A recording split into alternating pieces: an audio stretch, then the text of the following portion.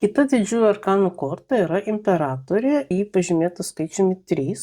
Imperatorė tai moteriškumo, vaisingumo, kūrybiškumo, apsaugos, augimo, gausos ir nuolat besisukančio gyvenimo rato simbolis. Ji taip pat ir motinos archetipas. Karūna rodo jos ryšį su dangiškais kūnais ir zodiaku. Skeptras jos rankoje tik dar kartą pabrėžia jos įtaką ir gebėjimą valdyti gamtą. Prie jos sosto atremtas akmuo su Veneros ženklu rodo jos tvirtą ryšį su meile ir empatija. Ir iš esmės korta kalba apie tai, kad reikia gilintis į save, susijungti su savo jausmingumu, su savo moteriška puse, nes tik taip suteiksite savo galimybę pritraukti palankes gyvenimo aplinkybės, kurios atneštų laimę ir džiaugsmą. Pasaulis kartais gali atrodyti kaip tamsi vieta, bet jei į jį visgi pažvelgsite pakankamai atidžiai, tai pamatysit mūsų supantį grožį.